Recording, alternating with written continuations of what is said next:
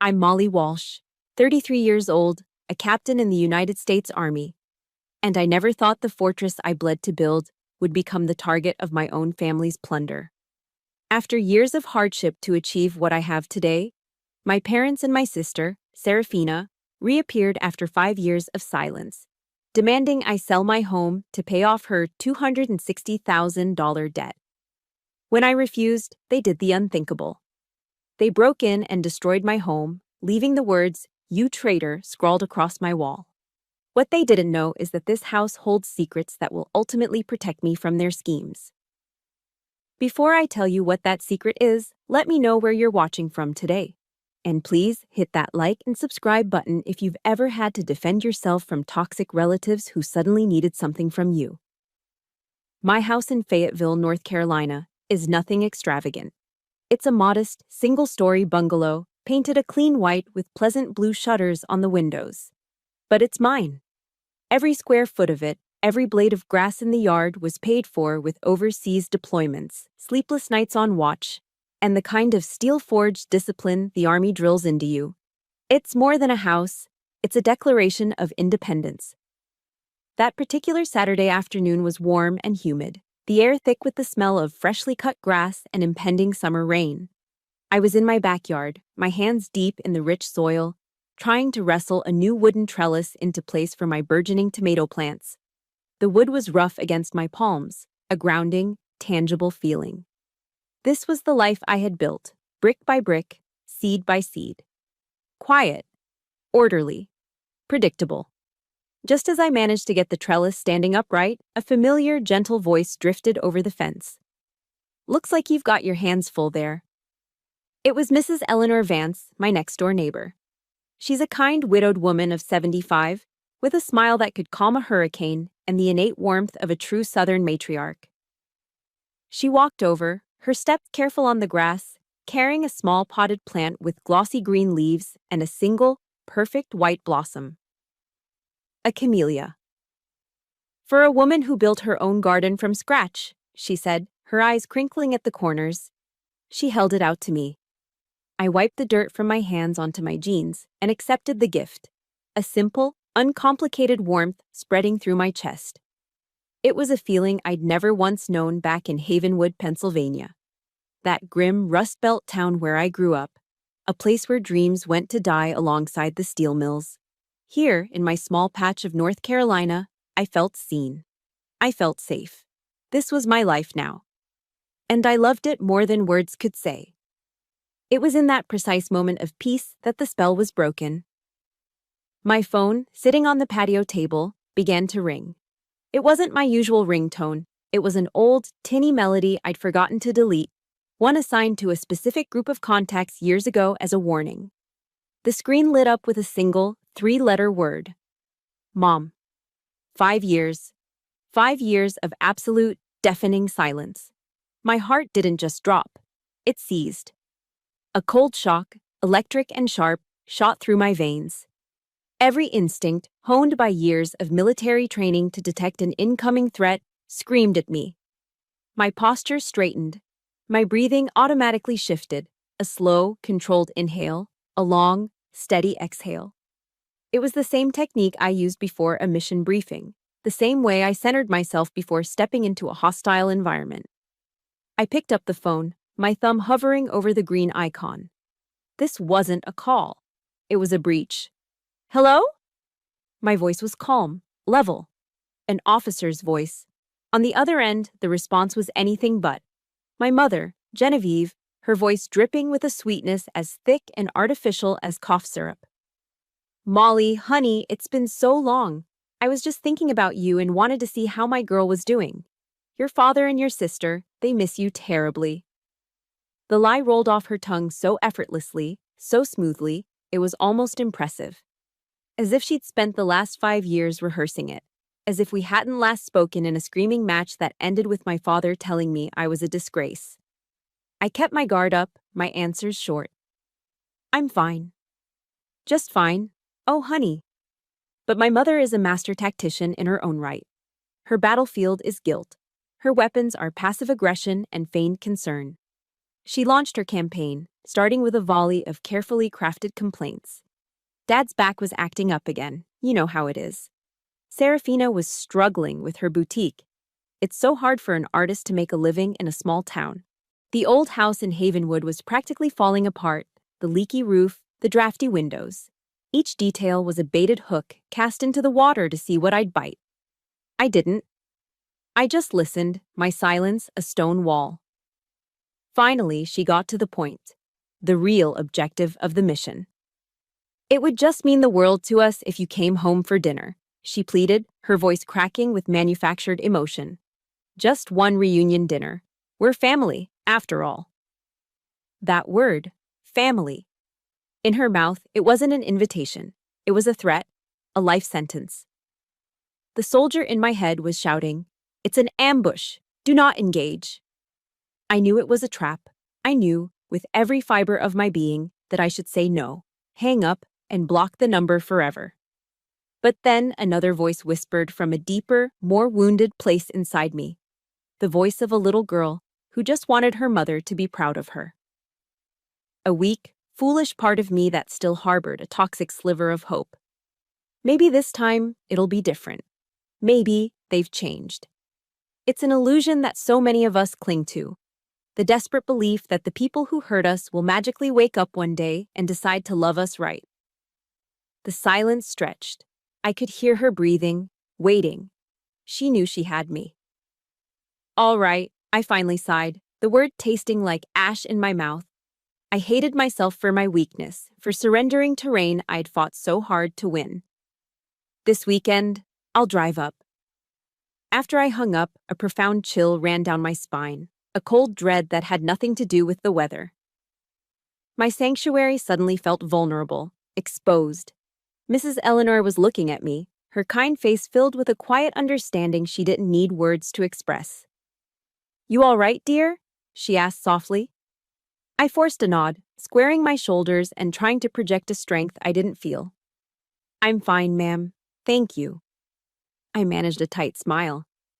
"It's just dinner. I can handle it." But as the words left my lips, I knew they were a lie I was telling myself. The biggest lie of all.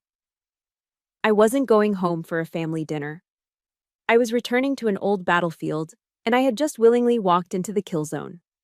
The 5-hour drive north from Fayetteville to Havenwood felt like a journey back in time, each mile stripping away a layer of the life I had built, leaving me exposed. The moment I pulled onto my old street, the familiar weight of the place settled on me like a damp woolen blanket. Nothing had changed. The same tired houses with sagging porches, the same gray sky that seemed permanently bruised. My childhood home looked exactly as I remembered it, only more so. More worn down. The paint was peeling, revealing the weathered wood beneath like old bones. Fine cracks spiderwebbed across the walls, and the air inside was thick with the heavy, cloying smell of dampness and decay. It was the smell of stagnation.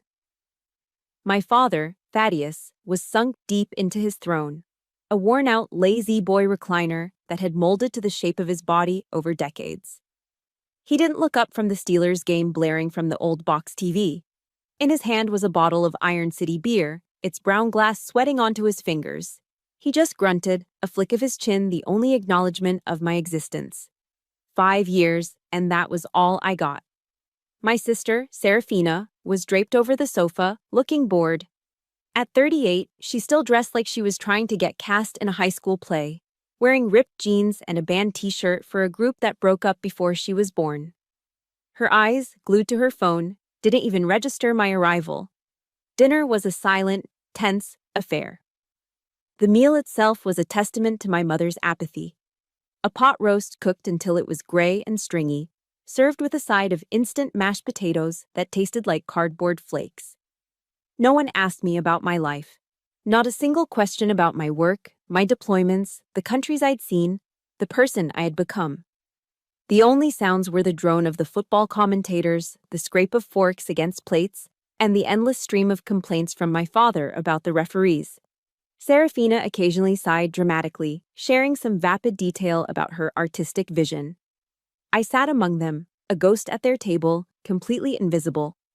The hope that had foolishly flickered in my heart on the drive up was now extinguished, leaving behind only cold ash. The main act began with dessert, a store-bought apple pie, its crust pale and doughy.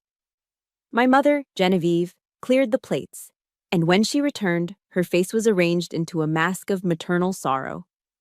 She sat down next to me and took my hand. Her skin was cold. Her eyes welled up with practiced tears. "Molly, darling," she began, her voice a fragile whisper.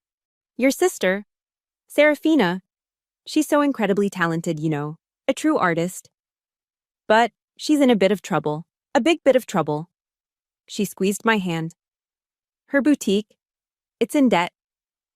$260,000. The number hung in the air, obscene and absurd. At that moment, as if on cue, my father muted the TV. The sudden silence was more jarring than the noise. He turned his head slowly, his gaze heavy and flat. "That house of yours in North Carolina," he said, his voice a gravelly rumble. "Sell it. That should cover it." There was no negotiation. No, could you possibly consider? It wasn't a request. It was an order. They had discussed it, planned it, and decided the fate of my property, the one thing in the world that was truly mine, all without me. I wasn't their daughter, I was their contingency plan. Their walking, talking ATM. A cold, sharp anger, unlike anything I'd felt in years, rose from the pit of my stomach. It wasn't hot and explosive, it was glacial. I pulled my hand away from my mother's grasp. "No," I said. My voice was quiet, steady, and terrifyingly calm. The word detonated in the small dining room. Serafina's fork clattered onto her plate. "No. Did you just say no?" Her voice rose, shrill with disbelief. "Do you have any idea what it's like to be stuck in this dead-end town, trying to create something beautiful while you get to gallivant around the world on the government's dime?" My mother rushed in to play peacemaker, her words a volley of guilt. "Don't be selfish, Molly. You've gotten to see the world. Your sister hasn't even been out of Pennsylvania. This is her one big chance. Family is supposed to help each other." She wielded the word family like a bludgeon, a justification for any demand, no matter how outrageous. But it was my father's words that finally shattered the last, lingering shard of my childhood illusions. He pushed himself up from his recliner, his face flushed with rage. He pointed a trembling finger at me. "Don't you get high and mighty with me," he snarled, his voice thick with resentment. "That fancy uniform doesn't hide where you came from. You owe this house. You owe this family. You either sell that house, or you're no daughter of mine." The toxic hope inside me finally died, and in its place, something hardened. I stood up, my chair scraping against the linoleum floor. I looked him directly in the eye, seeing him not as my father, but as the tyrant he had always been. "I don't owe anyone in this room a single thing," I said, my voice as cold and hard as steel. "I paid my debts with my entire childhood." I turned my back on them and walked toward the door, their stunned silence quickly erupting into a cacophony of insults and curses behind me. I didn't flinch. I just kept walking, out the door, down the cracked concrete steps, and into the cool night air. As I drove away, the car's headlights cutting the Worcester through the darkness of the forgotten street, I glanced in my rearview mirror. The house, with its dim, yellow light spilling from the windows, grew smaller and smaller until it was just another I drove through the night on Interstate 80, putting Pennsylvania in my rearview mirror for what I knew was the final time. The headlights of oncoming trucks sliced through the darkness of my cabin, flashing across my face like ghosts from the past rushing to meet me. Each pulse of light brought another memory. Another reason why my answer had to be no. Why couldn't I give in? Why was $260,000 a line I would never cross? Because it was never about the money. It was about what that money represented. It was the blood, the sweat, and the 15 years of my life I had traded for my freedom. My father's words echoed in my head, a relentless drumbeat against my skull. "You owe this family." But the real debt, the one that could never be repaid, was the one they owed me, for a stolen childhood. The memories flooded back then, Not as hazy recollections, but as sharp, vivid scenes playing out on the dark screen of the windshield. I remember being 12 years old. It was a Tuesday. I was helping my mother clear the table, and my elbow caught the edge of a cheap ceramic vase she kept on the mantelpiece. It wasn't an antique, it wasn't valuable, but it was hers. The sound of it shattering on the floor was like a gunshot in the silent house. My father, Thaddeus, was in the room in an instant. He didn't yell. It was worse than yelling. He grabbed my arm, his fingers digging into my bicep, and dragged me down the creaking wooden stairs to the basement. He forced me to my knees on the cold, unforgiving concrete floor and told me to stay there until he said I could move. He shut the door, plunging me into near darkness. All night, I knelt on that floor, my knees aching, the cold seeping into my bones. But the worst part wasn't the physical pain. It was the sounds from upstairs. I could hear my mother's voice, soft and gentle, as she read a bedtime story to Serafina. I heard my sister's laughter, light and carefree, trickling down through the floorboards like tiny sharp knives stabbing me over and over. They were living in a different world, just one floor above me. Hours later, the basement door opened with a soft creak. It was my mother. She snuck down, not to rescue me, but to manage the situation. She pressed a thin, scratchy blanket into my hands. "Hush now, Molly," she whispered, her voice urgent and strained. "Don't make your father angrier." She didn't protect me. She didn't stand up for me. She just told me to endure it quietly, to be a better victim. In that moment, I understood the roles we played. Serafina was the princess in the castle, and I was the scapegoat in the dungeon, sacrificed to appease the tyrant king's unpredictable rage. My mother wasn't a fellow prisoner. She was the warden, ensuring the system ran smoothly. Then there was the year I turned 15. I got a summer job at a local diner, bussing tables and washing dishes. I worked my tail off, scrubbing grease from the floors, enduring the sleazy comments from the line cooks, my hands perpetually smelling of bleach and old coffee grounds.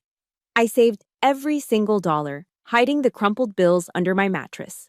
All for one thing: a $75 ticket to see Pearl Jam. They were my favorite band, their music a lifeline in the suffocating silence of my life.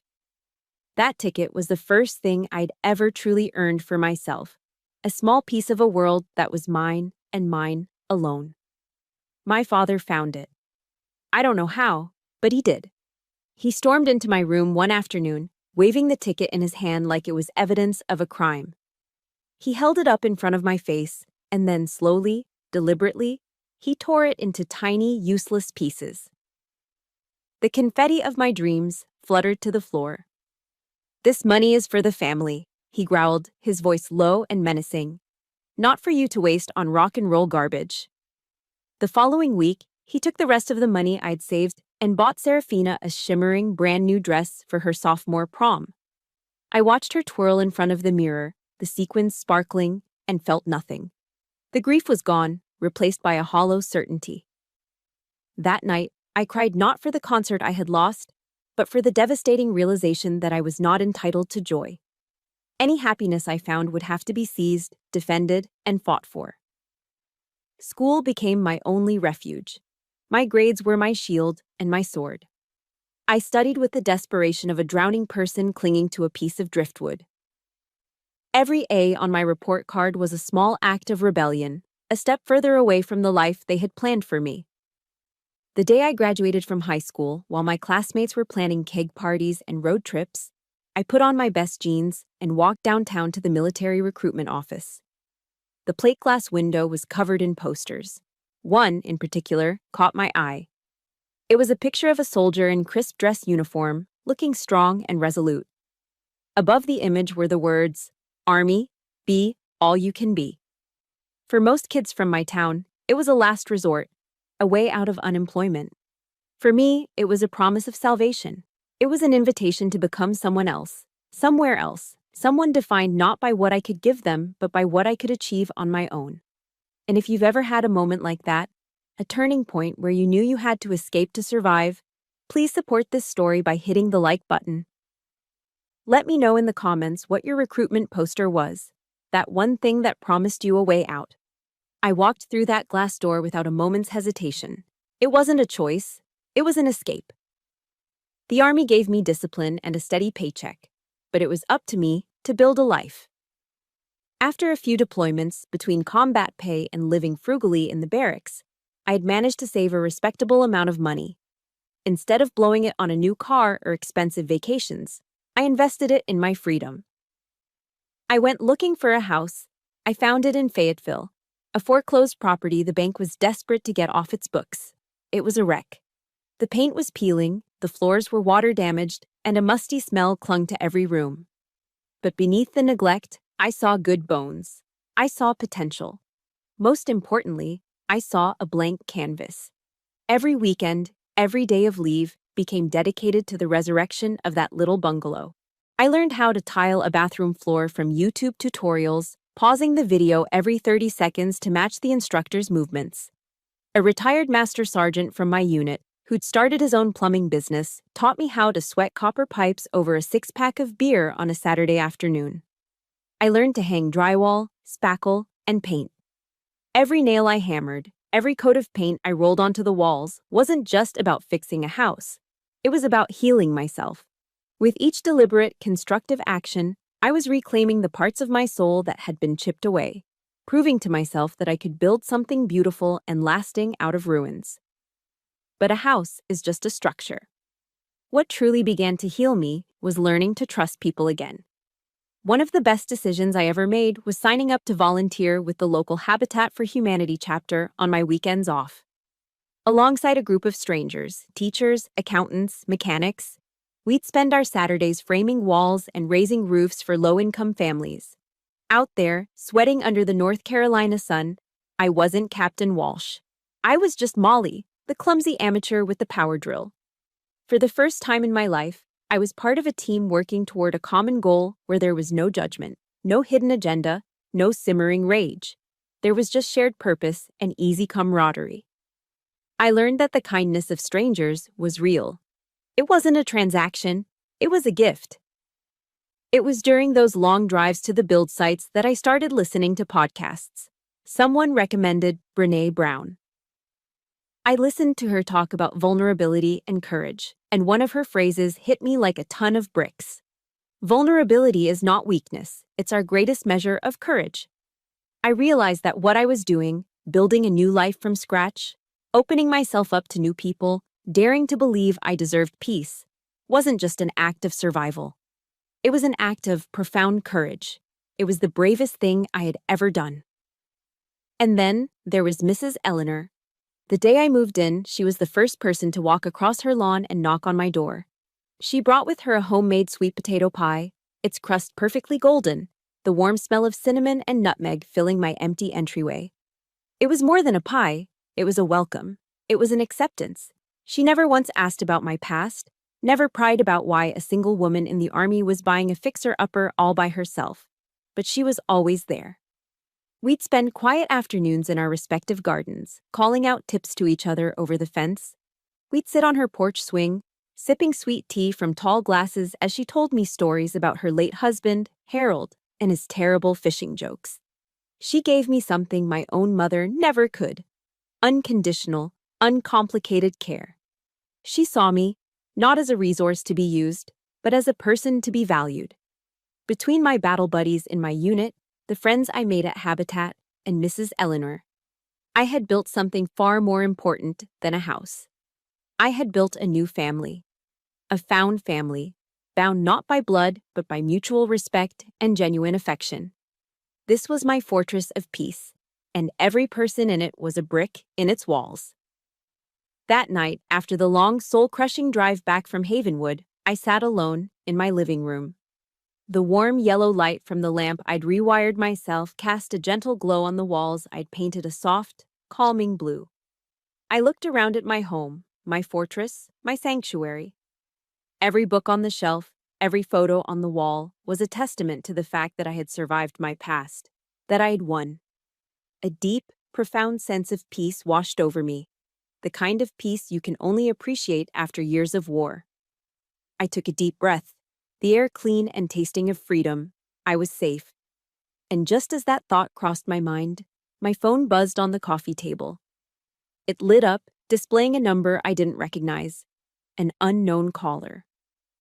But I knew. My soldier's intuition, the same one that had kept me alive in dusty foreign lands, screamed a single, silent warning. The fight wasn't over. They had found me. The storm I had outrun for so long was about to make landfall, right here, on the shores of my hard-won peace. The assault didn't begin with a knock on the door or a voice shouting in the night. It began silently, digitally, with the subtle, insidious ping of a notification on my phone. A name from my past, a high school acquaintance I hadn't spoken to in over a decade, had tagged me in a post on Facebook. My finger hovered over the notification, a sense of dread coiling in my stomach like a cold snake. This was it, the opening salvo. I clicked it. And there it was, Serafina's masterpiece of manipulation. The post was built around a photograph of the two of us as children, a faded snapshot from a forgotten summer. I was maybe 9, she was 14. We were sitting on the splintered wooden steps of our front porch in Havenwood, squinting into the sun. I had a gap-toothed, goofy grin, and my arm was slung awkwardly around her shoulder. She had the self-conscious, slightly pained smile of a teenager forced to pose with her annoying little sister. We looked innocent. We looked happy. We looked like a family from a greeting card. The image was a carefully chosen lie, a Trojan horse designed to make what came next seem all the more tragic, and my supposed betrayal all the more monstrous. Beneath the photo was a novel-length caption, a masterclass in passive-aggressive martyrdom. She wrote in flowing, dramatic prose about her artistic soul being slowly crushed by the harsh, unfeeling realities of small-town life. She lamented the unfortunate series of events and bad luck that led to her financial troubles, framing her irresponsibility as a noble struggle. And then, after paragraphs of self-pity, she delivered the payload. She never mentioned my name, of course. That would have been too direct, too honest. Instead, she wrote vaguely about the unique pain of having a highly successful sister in the military, who, sadly, had been changed by her career. A sister who had developed a heart of stone and now tragically valued money and possessions more than her own family. It was brilliant in its cruelty, a perfectly executed character assassination. The comment section beneath was a waterfall of misplaced sympathy and faux outrage from her circle of friends and distant relatives. "So sorry you're going through this, honey. I can't believe family would treat you that way." Sending prayers and positive vibes. With one calculated post, they had successfully painted me as the villain of my own story, turning my years of sacrifice into evidence of my cold, unfeeling nature. They were trying me in the court of public opinion, and they had supplied a jury of clueless strangers who were now clucking their tongues in judgment of a woman they had never met. My private pain was now a public spectacle. The digital assault was the air support. The ground invasion followed shortly after. The phone calls started. My mother, Genevieve, would call me, sobbing, her voice thick with a theatrical anguish she could summon on command. She'd wail about how my selfishness was breaking her heart, how my callousness was putting a strain on my father's already weak health, effectively killing him. She weaponized her religion, hissing scripture and condemnation through the phone. "God does not forgive a disrespectful child, Molly," she'd cry, her voice trembling with righteous fury, before hanging up in a dramatic flourish that left silence ringing in my ear. My father never called. He preferred the cold efficiency of text messages. They arrived at random intervals, short, blunt, and menacing, like digital punches to the gut. "You'll regret this. I know where you live." Each message was a small grenade tossed into the piece of my day. Every ring of my phone, every buzz of a new text, was a fresh wave of attack. My fortress, my beautiful, quiet house, no longer felt safe. It felt like a target on a map. They could show up at any moment. The psychological perimeter I'd spent years building was being breached, not by force, but by a relentless, invasive presence that wormed its way into my thoughts and stole my peace. A flicker of panic, cold and familiar, began to creep into my mind. It was the feeling of being that 12-year-old girl again, trapped in the dark basement, hearing the laughter from upstairs. The instinct was to curl up, to hide, to make myself small, and hope the threat would pass. But then, 15 years of training kicked in. A different voice, one forged in the deserts of Afghanistan and the discipline of Fort Bragg, took command. I remembered a core principle from my officer training: situational awareness. You don't react emotionally. You observe, you orient, you decide, and you act. I was no longer that helpless child. I was a captain in the U.S. Army, and my home was under siege. I took a deep, centering breath. I compartmentalized the fear and anger, locking them away to be dealt with later. I began to think tactically. I was in a hostile engagement, and I needed to respond as such. I did not reply to a single text. I did not answer another phone call. Engaging the enemy on their terms would be a strategic error. Instead, I began to gather intelligence. With cold, methodical precision, I screenshotted everything. Serafina's entire Facebook post and the string of judgmental comments. Every threatening text from my father, the call log showing the barrage of harassing calls from my mother. I created a new, password-protected folder on my laptop. I named it Evidence. I wasn't sure what I would use it for, but I knew I was in a fight, and you don't go into a fight unarmed. That night, sleep was impossible. The tranquility of my home had been poisoned. Every creak of the floorboards, every rustle of leaves skittering across the driveway, sent a jolt of adrenaline through me. I lay in bed, staring at the ceiling, my ears straining in the darkness, cataloging every sound. They were escalating. I realized their words were not their only weapons. They were a softening up barrage before the real assault.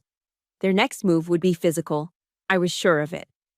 The next morning, as the first rays of sun cut through my blinds, my fear from the night before had been forged into something harder, something colder. Steel. My resolve had set. I picked up my phone and called a local security company. An hour later, a polite but serious-looking technician named Kevin was walking through my house as I detailed my requirements. "I want the works," I told him, my voice firm and clear, leaving no room for negotiation. A comprehensive system, cameras covering every angle of the exterior, front door, back door, all windows. Motion sensors on all ground floor points of entry. A monitored alarm system with a direct line to the Fayetteville Police Department. The loudest siren you have. He looked at me with a hint of concern in his eyes, taking in my military bearing and the stark emptiness of my still being furnished home. "Ma'am, Captain, are you worried about something?" I met his gaze without blinking, my expression unreadable. "I'm not worried," I said, the words precise and deliberate. "I'm preparing." A few days after the security system was installed, the new doorbell chimed. Its pleasant, electronic tone a stark contrast to the alarm bells ringing in my head. I walked over to the monitor I had mounted in the hallway. My blood ran cold. Standing on my porch were my parents. They were perfectly framed by the high-definition camera lens, a portrait of manufactured remorse. My mother had arranged her face into an expression of deep, sorrowful concern. My father stood beside her, looking down at his shoes, the very picture of a humbled man. In his hands, he held a cheap, store-bought gift basket, overflowing with cellophane-wrapped crackers and processed cheese. It was so absurdly transparent, it was almost insulting. My heart hammered against my ribs.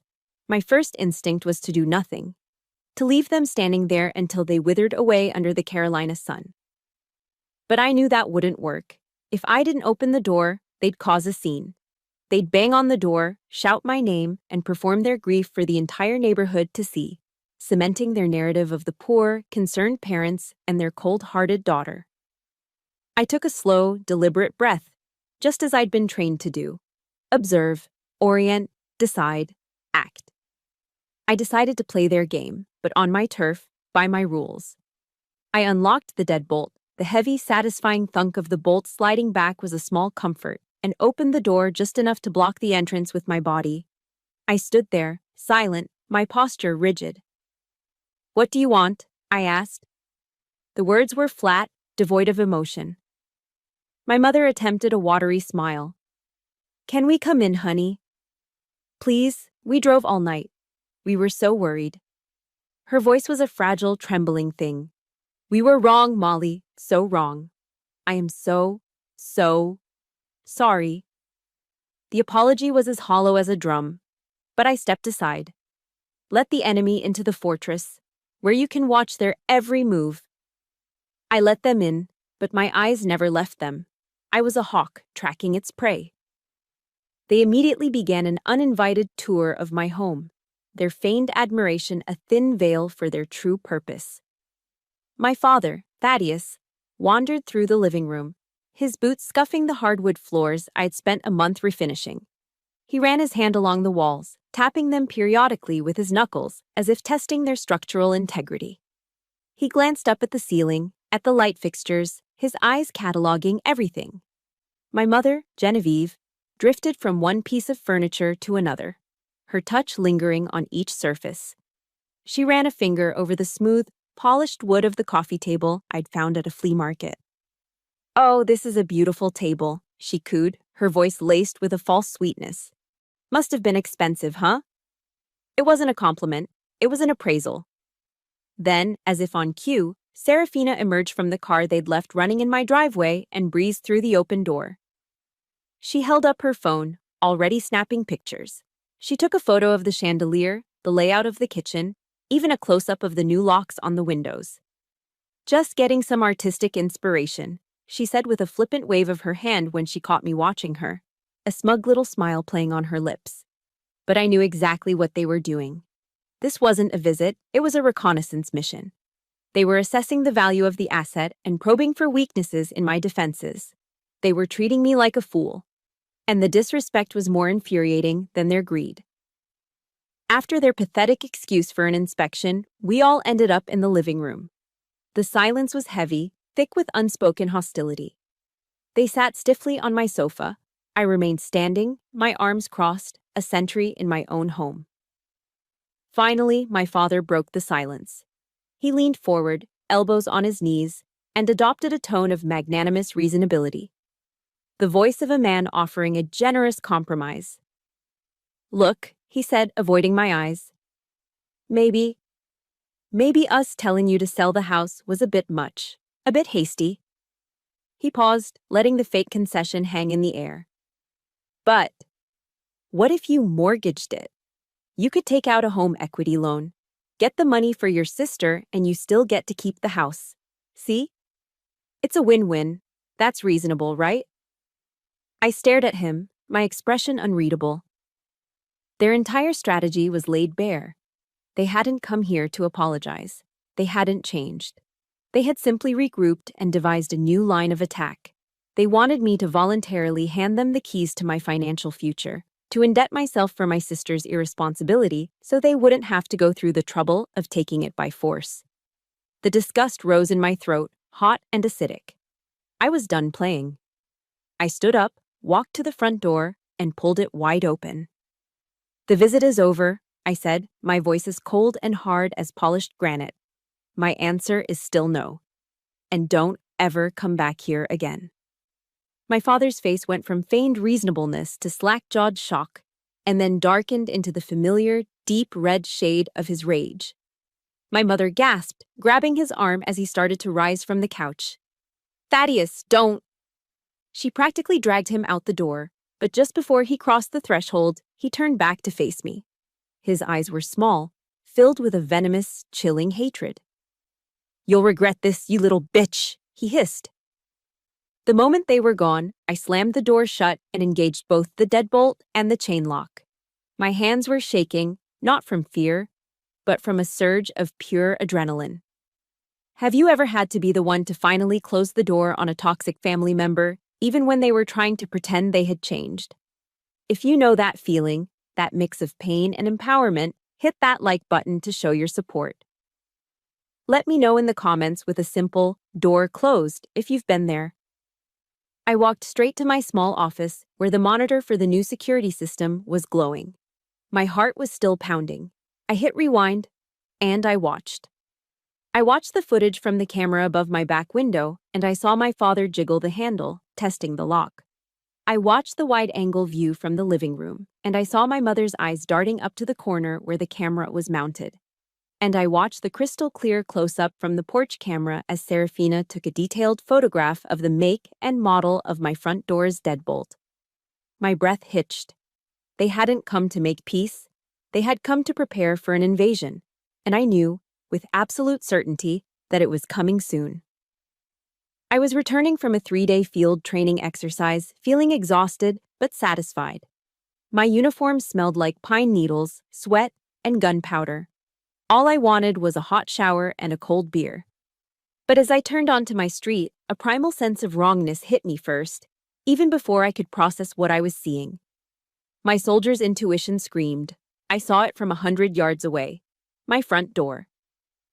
It wasn't closed, it was hanging grotesquely open, splintered and broken, clinging to a single hinge like a broken jaw.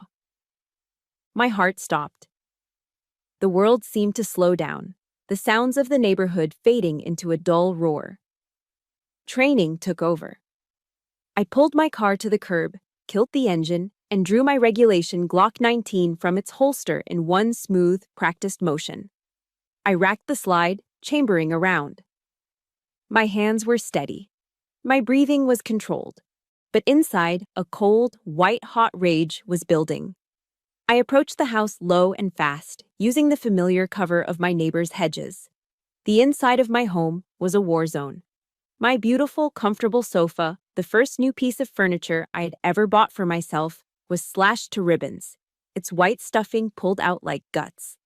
The screen of my television was a spiderweb of shattered glass. My books, my most prized possessions, my paper and ink friends, had been torn from their shelves, their spines broken, pages ripped out and scattered across the floor like fallen leaves. And then I saw the message. Scrawled across the peaceful blue of my living room wall in a garish, greasy slash of bright red lipstick, Serafina's signature shade, were 2 words in crude, looping letters. You, traitor. My sanctuary. My fortress. Violated, desecrated. A floorboard creaked in the back of the house. From my office, they were still here. My grip tightened on my pistol. I moved silently down the hallway, every sense on high alert. I used the techniques they drill into you for clearing a room. Back flat against the wall. Listening. Breathing. Then, in one swift motion, I pivoted and entered the room, weapon at a low ready. And there they were. Vultures caught in the act of picking over a corpse. My father, my mother, and Serafina. They were frantically ransacking my metal filing cabinet, tossing papers everywhere in a desperate, greedy frenzy. They were looking for the deed to my house. The moment they saw me, 3 faces turned, their expressions shifting in a split second from avarice to wide-eyed, slack-jawed panic. "Molly!" my mother shrieked, a grotesque, distorted smile plastered on her face as if she could somehow pretend this was all normal. We were just stopping by to see if you were home." The lie was so pathetic, so insulting, it barely registered. Serafina dropped a folder of my financial records, her face as white as a sheet. My father, Thaddeus, recovered first. His fear, a fleeting thing, was quickly consumed by his default emotion, rage, the familiar, brutish anger that had ruled my childhood. "You dare point a gun at me!" he roared, his chest puffing out as he took a belligerent step toward me. "In your own father's face? Put it down." But I wasn't the 12-year-old girl in the basement anymore. I wasn't the 15-year-old crying over a ripped concert ticket. I stood my ground, my feet planted, the barrel of my weapon still pointed safely at the floor, but held with an authority that left no room for doubt. "Get out of my house," I said. My voice was dangerously quiet. "Now!" This defiance, this utter lack of fear, was something he couldn't comprehend. It drove him into a frenzy. With a guttural roar, he lunged, his hand raised to strike me, the same way he had 1,000 times before. But his rage was slow and clumsy. My training was fast and precise. In a fraction of a second, I moved. I blocked his incoming arm with my forearm, pivoted on the ball of my foot, and used his own momentum to twist his arm up behind his back in a restraining lock. He howled, a mix of pain and shocked disbelief as he was forced to his knees. He struggled, but it was useless. He was strong, but I was skilled.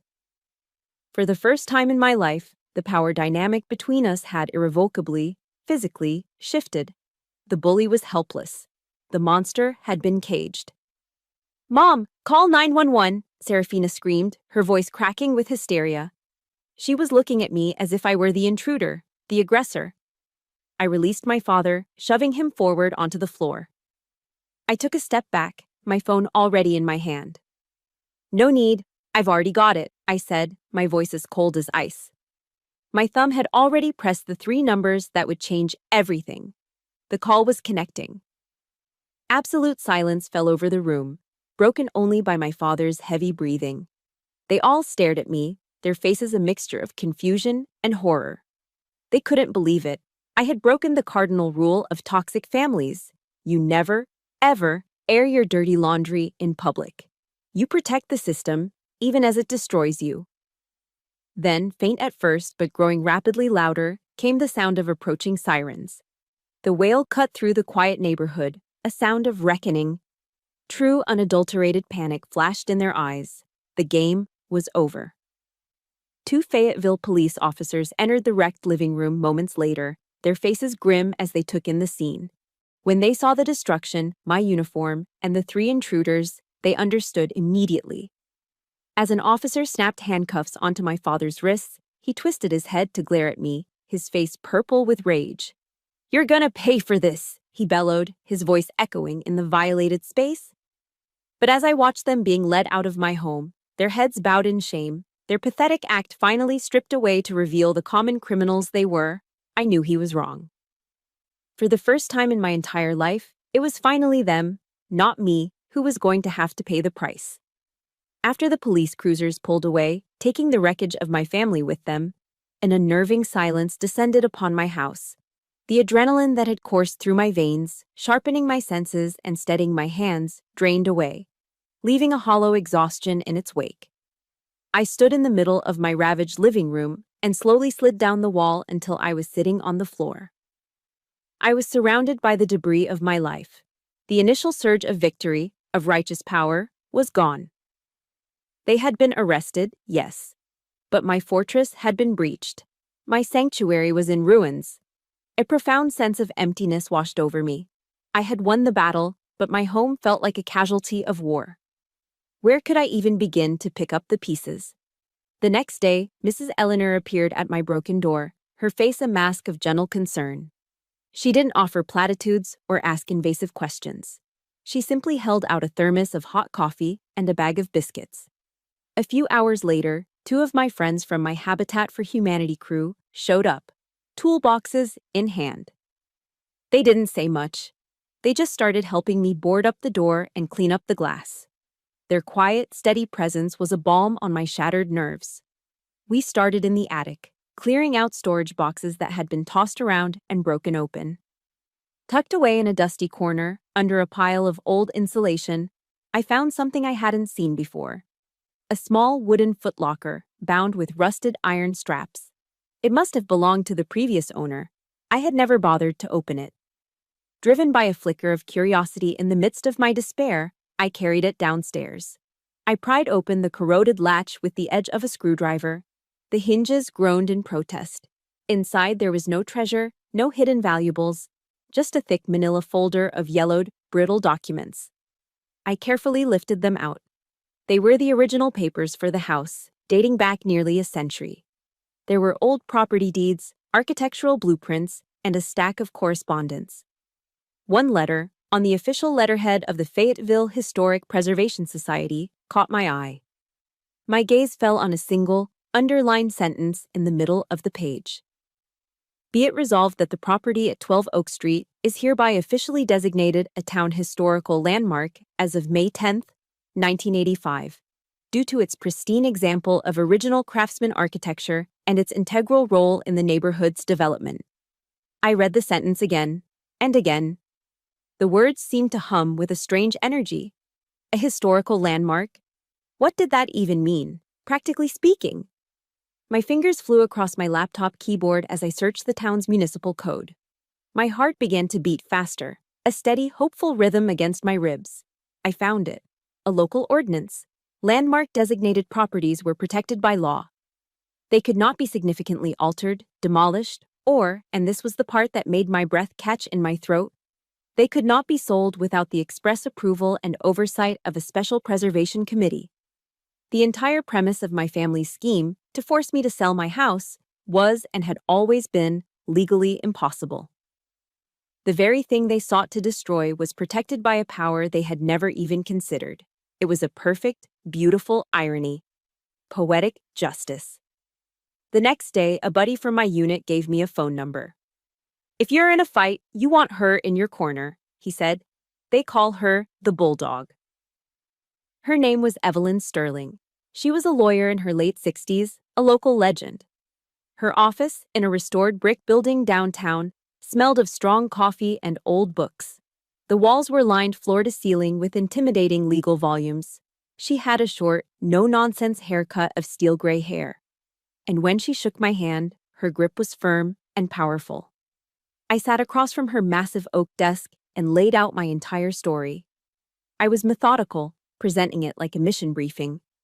I walked her through the initial demand, the campaign of harassment, the break-in. I handed her the folder I'd created, the screenshots of the Facebook post, the threatening texts, the logs of the incessant phone calls. I showed her the security footage of their reconnaissance mission and the chaos of the break-in. Finally, I placed the yellowed documents from the footlocker on her desk. Ms. Sterling listened to it all without interruption. Her sharp, intelligent eyes never left my face, and her expression was completely unreadable, a mask of professional neutrality. When I finished, the only sound in the room was the ticking of a grandfather clock in the corner. She simply nodded, a short, decisive gesture. "They made a number of mistakes," she said finally, her voice a low, confident rumble. "Very serious ones." She picked up the file of evidence I'd compiled. Criminal trespassing, felony vandalism, and the fact that this is a designated landmark elevates the severity of that charge considerably. A systematic campaign of harassment and intimidation. She looked up at me. And a clear attempt at fraudulent inducement to seize an asset. She stood and walked to the window, looking out over the town square. "You did well, Captain. Your discipline, your foresight in documenting everything. You've given me everything I need." She turned back to face me, and for the first time, I saw something flicker in her stoic expression. The barest hint of a smile touched the corner of her mouth. It was a predator's smile. "They thought they were attacking a house," she said, her voice dropping, filled with a cold, thrilling power. "They were mistaken. They attacked a fortress protected by the law." She walked back to her desk and squared the papers in front of her, a general preparing her battle plans. She looked me directly in the eye. "Captain," she said, "we're not just going to defend, we're going to attack." On the day of the court hearing, I chose my uniform with care. It was my formal Army service uniform, the one reserved for official ceremonies. The deep blue jacket was perfectly pressed, the brass buttons gleamed, and the medals on my chest felt heavy with the weight of my service. I didn't wear it to intimidate or to show off. I wore it to remind myself who I was. Captain Molly Walsh, an officer sworn to uphold the law, not a frightened victim cowering in a corner. It was my armor. My family sat across the courtroom from me, huddled together on a wooden bench. They looked diminished under the harsh fluorescent lights, stripped of their bluster and bravado. They looked haggard, angry, and small. Their lawyer, a slick man in a suit that was a size too tight, began his opening statement. He painted a tragic picture of a misunderstanding that spiraled out of control. He called it a sad family drama, his voice dripping with synthetic sympathy. He then tried to pivot, suggesting that my years of service had left me psychologically fragile, prone to exaggeration. He implied that my family's actions, while perhaps misguided, were born of a deep-seated concern for my well-being. I sat perfectly still beside Ms. Sterling, my hands folded calmly in my lap. I trusted my general, and I waited for her to command the battlefield. When it was our turn, Evelyn Sterling rose. She didn't just walk to the lectern, she took possession of the entire courtroom. She didn't just present the charges, she told a story. My story. She began not with the break-in, but with the foundation of abuse. She presented photographs of old bruises I had documented years ago, emails I had sent to a trusted friend in college detailing my father's rages. The courtroom was silent. Their lawyer jumped to his feet. "Objection, Your Honor. Relevance? It speaks to a long-established pattern of intimidation and control, which is directly relevant to the defendant's motive," Miss Sterling countered smoothly. The judge, a stern-faced woman with intelligent eyes, simply said, "Overruled. Proceed, counselor." Miss Sterling laid out the evidence brick by brick, building an irrefutable case. She showed the court the threatening text messages from my father. She played the audio of my mother's hysterical, manipulative voicemails. She displayed the screenshot of Serafina's slanderous Facebook post on the courtroom monitors for all to see. The atmosphere grew thick with tension, but the final, devastating blow was the security camera footage. Miss Sterling dimmed the lights. "Your Honor, I would now like to present Exhibit D." The large screen flickered to life, showing the clear, damning footage from my office. The entire courtroom watched in stunned silence as my father, mother, and sister tore through my private files with a frantic, greedy energy. Then Miss Sterling paused the video on a close-up of my father's face, his expression one of pure, unrestrained avarice as he held up a bank statement. She turned to face him where he sat at the defendant's table. Her voice was cold, sharp, and cut through the silence like a scalpel. "Does that look like concern for a daughter, Mr. Walsh?" she asked, her eyes boring into him. "Or does it look like a premeditated burglary?" He stared back, speechless, his face pale. The spell of their victim narrative was shattered. "Captain Walsh," Miss Sterling said, her voice softening slightly, "please tell the court, in your own words, when you discovered your family in your home, in that moment, what did you feel?" I rose and faced the judge, my posture erect, my voice clear and steady. I glanced briefly at my family. My mother was staring at her hands. Serafina was pale. My father was glaring, but for the first time, his glare held no power. "I didn't feel fear, Your Honor," I said. "I faced real danger in my career. What I felt in that moment was a profound sadness, a deep, hollow sorrow that the people who were supposed to love me unconditionally saw me only as an obstacle and my home only as a prize. They weren't there to reconcile. They were there to rob me." I turned my gaze to my father, who immediately looked away. And I decided in that moment that I was done letting them. My testimony, combined with the mountain of undeniable evidence, sealed their fate. The judge delivered her verdict without hesitation. They were found guilty on all counts: criminal trespassing, felony vandalism due to the historical status of the property, and criminal harassment. The sentence was read: probation for 3 years, full financial restitution for all damages, and, most importantly, a permanent restraining order was issued. They were legally forbidden from coming within 500 yards of me or my property. Forever. When the judge's gavel fell, the sound echoing through the quiet courtroom, my mother finally broke down, her sobs loud and performative. Serafina sat frozen, a statue of disbelief. My father just stared at me, his eyes burning with impotent, bottomless hatred. But I wasn't afraid of that look anymore.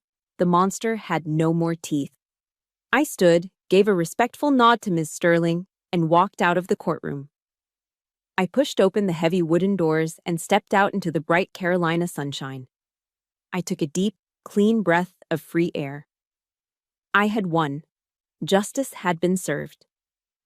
But as the courthouse doors swung shut behind me, the victory felt strangely hollow.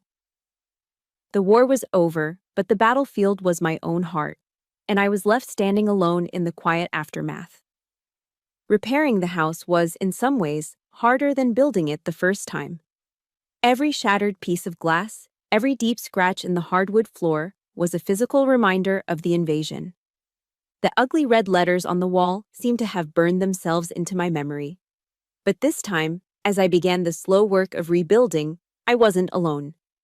Mrs. Eleanor became a daily fixture, appearing each afternoon with a thermos of sweet tea and a plate of something delicious: lemon bars, oatmeal cookies, a slice of pound cake. She never stayed long, never offered unsolicited advice. She just provided a quiet, steady presence that said, "I am here." On the weekends, my battle buddies from my unit showed up. They arrived in pickup trucks, armed with spackle, paint rollers, and a cooler full of beer. We put on a classic rock station, and to the sound of Led Zeppelin and Tom Petty, we worked.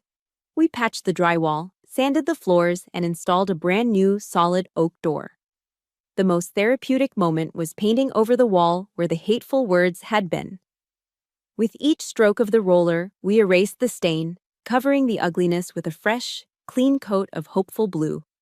We worked together, surrounded by the easy banter and dark humor that soldiers share. And as we rebuilt the walls of my house, I felt the walls around my own heart begin to mend. I finally understood in the deepest part of my soul that true family isn't about shared blood. It's about shared purpose. It's about the people who show up with a hammer and a can of paint when your life has been torn apart.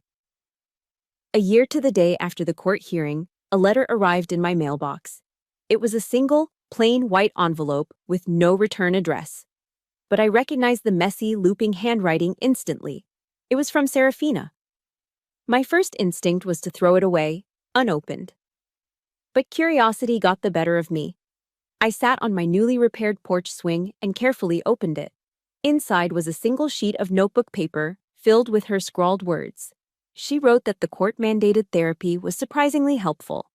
She wrote that, for the first time in her life, at 39 years old, she was working a real job, waiting tables at an Applebee's to pay her restitution and her rent. She wrote about how hard it was. The last 2 lines of the letter were simple. "I'm sorry," she wrote. "I'm sorry for being a terrible sister. I was blind and selfish, and I see that now." I read the letter, and for the first time in decades, I felt nothing when I thought of her. No anger, no resentment. Just a quiet, hollow emptiness. A sense of something that was broken and could never be fixed. I folded the letter, placed it inside a small wooden box where I keep old memories, and I never replied. I had learned that forgiveness is an act you do for yourself, not for the person who hurt you. It's about putting down a heavy burden so you can finally walk freely. But forgiveness does not require reconciliation. It does not mean you have to reopen a door that you closed for a very good reason. Instead of looking backward, I decided to look forward. The court had ordered my family to pay for the damages, and after Miss Sterling took her well-deserved fee, there was a small amount left over. I took that money, the final payment on a debt of pain, and I planted a seed. I partnered with a local nonprofit that helps at-risk youth and used the funds to establish a small grant program. We called it the Peaceful Fortress Fund. It's not a huge endowment. It provides small, one-time grants, enough for a security deposit on an apartment, a bus ticket out of town, or a set of tools for a trade school. For young adults who are trying to escape abusive family environments, whether by joining the military or starting a new life on their own. It was my way of taking the legacy of violence my family had tried to give me and transforming it into a legacy of hope. I couldn't save the girl in the basement, but maybe I could help someone else build their own way out. Occasionally now, I get invited to speak at veterans resource centers or domestic abuse shelters. I'm not a polished public speaker. I just tell my story. I talk about the fear, the loneliness, and the day I decided that I was worthy of peace. During a Q&A session a few months ago, a young woman asked me how I could ever truly forgive. I thought about it for a moment, and I told her about a Bible verse I'd struggled with. Matthew 5:44, the one that says, "Love your enemies and pray for those who persecute you." I told her I'd come to interpret it in my own way. For me, loving my enemies means wishing them peace, I said, my voice steady and clear. It means hoping, from a great and safe distance, that they find some way to heal themselves. But the greatest love you can ever give yourself sometimes is the courage to walk away. And here, in my rebuilt fortress, surrounded by the quiet hum of a life I earned and wrapped in the warmth of a family I chose, I have finally, truly found that peace. And that is my story. The story of how I built my own peaceful fortress, not of stone and wood, but of resilience. Thank you, truly, for listening and for being a part of this journey with me. My story is just one of many that will be shared on this channel, stories meant to prove that our past does not have to define our future. If you believe in the power of storytelling to heal and inspire, please subscribe so you never miss a new beginning. And consider sharing this story with just one person who might need a reminder of their own strength today.